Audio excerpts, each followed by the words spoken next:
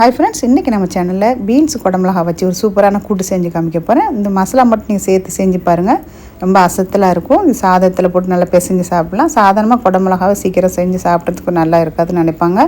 இந்த மாதிரி செஞ்சு பாருங்கள், டேஸ்ட் வந்து அசத்தலாக இருக்கும். நல்ல எதிர்ப்பு சக்தி அதிகரிக்கும். குடமிளகா நிறைய நம்ம சாப்பிட்டுக்கலாம். குடமிளகா வந்து 1/4 கிலோ, அதே மாதிரி பீன்ஸும் 1/4 கிலோ. இது சின்ன சின்னதாக கட் பண்ணி எடுத்துக்கிறேன். இது மாதிரி பொடி கிடச்சிச்சுன்னா வாங்கிக்கோங்க. இது சைனீஸு பீன்ஸுன்னு சொல்லுவாங்க.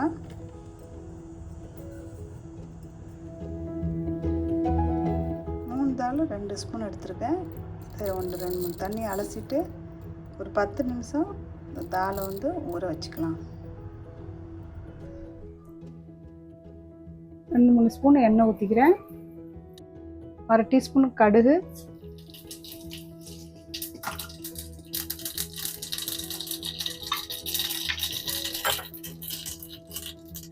பொரிஞ்சோன்னா கொஞ்சம் வெங்காயம்,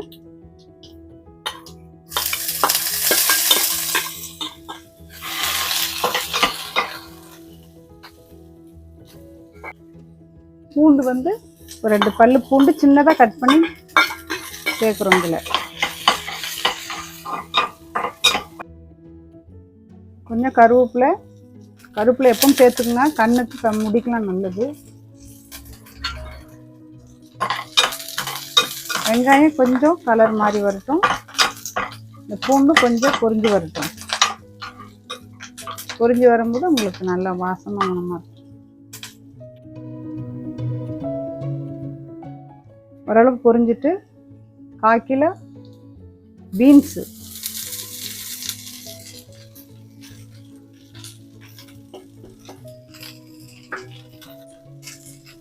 அரை டீஸ்பூன் அளவுக்கு உப்பு,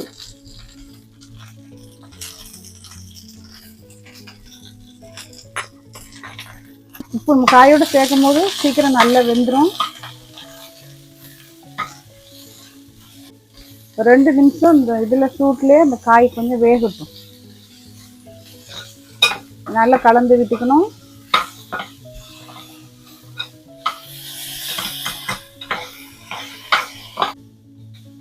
அதுக்கப்புறம் 1 நிமிஷம் 2 நிமிஷம் ஆயிடுச்சு.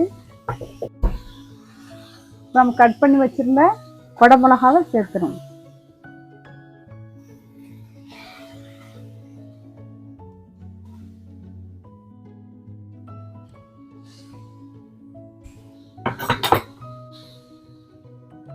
இது கூட மல்லி சின்னதாக கட் பண்ணி வச்சுருக்கேன்.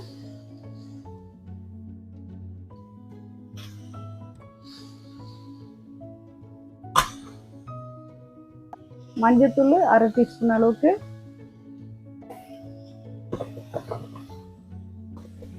மாதிரி பெப்பர் பவுடரு 1/2 டீஸ்பூன் அளவுக்கு,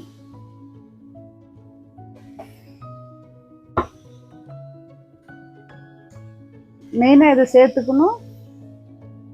சாம்பார் பொடி ஒரு ஸ்பூன் அளவுக்கு சேர்த்துக்கணும், நல்லாயிருக்கும். 1 ஸ்பூன் 1.5 ஸ்பூன் வரைக்கும் காரமாக இருக்கும் இல்லையா. மெயினானது நம்ம வந்து சிறுபருப்பு ஊற வச்சுருந்தோம், அந்த ஊறின தண்ணியோட இது ஒரு 1/2 கிளாஸ் தண்ணி இருக்கும். இந்த காய் வேவுறதுக்கு நல்லா யூஸ்ஃபுல்லாக இருக்கும்.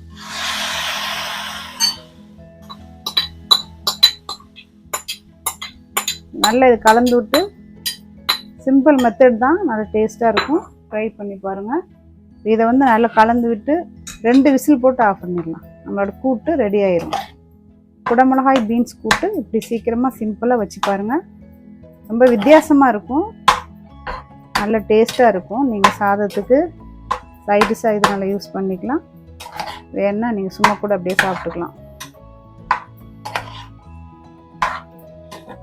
சிறுபருப்பு கொஞ்சம் அரையும் குறையமாக தான் வேகணும், ரொம்ப பஞ்சு போல் வேகக்கூடாது.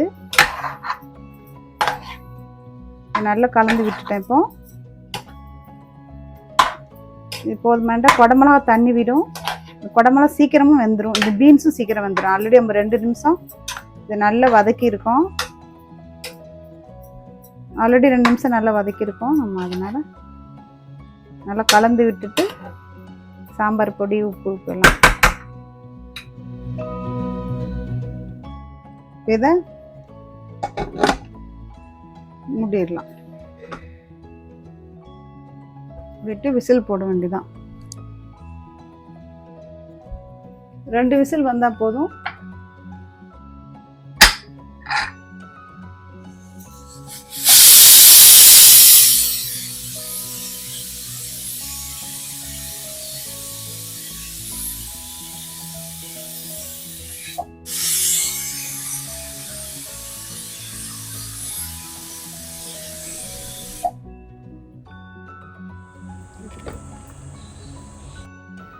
நம்ம 2 விசில் தான் போட்டோம்.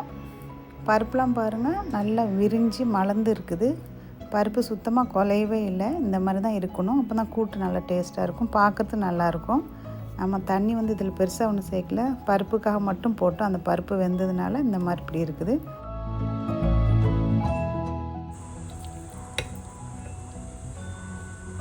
சூப்பரான கூட்டு நீங்களும் ட்ரை பண்ணி பாருங்கள்.